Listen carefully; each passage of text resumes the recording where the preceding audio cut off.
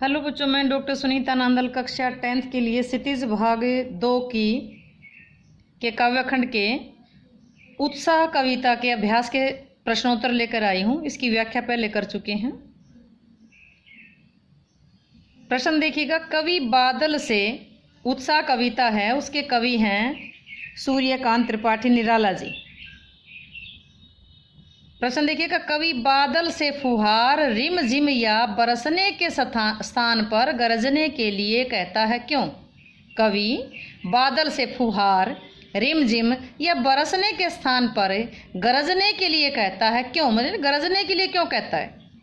निश्चय ही बादल अपने जल से इस पृथ्वी के प्राणियों की प्यास बुझाता है, उन्हें प्रसन्न करता है, उन्हें खुश करता है, पृथ्वी के प्राणियों की प्यास बुझाता है। यही बादल विध्वंस, विनाश, विप्लव, क्रांति भी मचा सकता है। जो बादल धरती के प्राणियों की प्यास बुझाता है, प्यास बुझा करके उनको प्रसन्न करता है, वही बादल विध्वंस और विप्लव भी मचा सकता है। कवि बादल को गरजने के लिए इसलिए कहता है ताकि सोई हुई आत्माएं जाग जाए। किस लिए कहता है? ताकि सोई हुई आत्माएं जाग जाएं, उनके मन में क्रांति का संचार हो जाए। क्रांति से परिवर्तन आएगा, परिवर्तन से नए युग का निर्माण होगा। इसलिए कवि बादल को बरसने की अपेक्षा गरजने के लिए कहता है।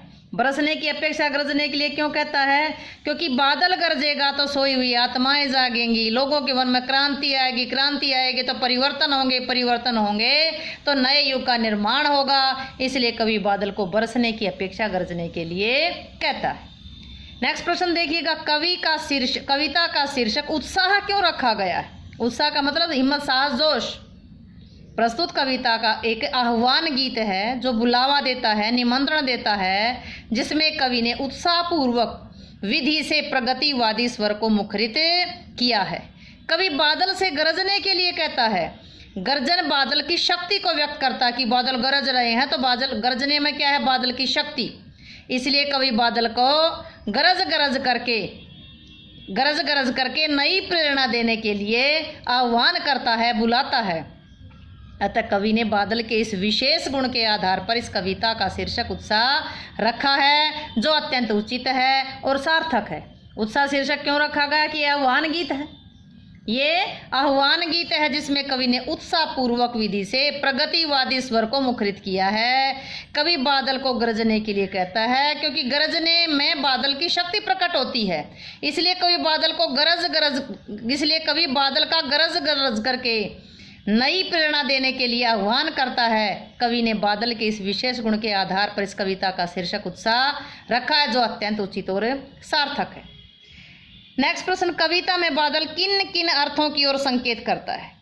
कविता में बादल कवि की कल्पना शक्ति, किसकी ओर? कवि की कल्पना शक्ति और क्रांति की भावना की ओर। कौन कौन किन किन अर्थों में? कवि की कल्पना शक्ति और क्रांति की भावना की ओर संकेत करता है। बादल एक ओर तो पीड़ित लोगों की आशाओं और कामनाओं को पूरा करने वाला है, दूसरी ओर जन जन के मन में उत्साह और संघर्ष के भाव भरने वाला है। एक ओर बादल पीड़ित लोगों की आशाओं और कामनाओं को पूरा करने वाला है, तो दूसरी ओर जन जन के मन में उत्साह और संघर्ष के भाव भरने वाला है। नेक्स्ट प्रश्न देखिएगा, शब्दों का ऐसा प्रयोग जिसमें कविता के किसी खास भाव या दृश्य में ध्वन्यात्मक प्रभाव पैदा हो, नाद सौंदर्य कहलाता है। उत्साह कविता में ऐसे कौन से शब्द हैं जिसमें नाद सौंदर्य मौजूद है? कविता में से छांट कर लिखिए। घेर घेर घोर गगन, ललित ललित घुंघराले काले, बाल कल्पना कैसे पाले। इन पंक्तियों में ध्वन्यात्मक भाव और नाद सौंदर्य मौजूद है।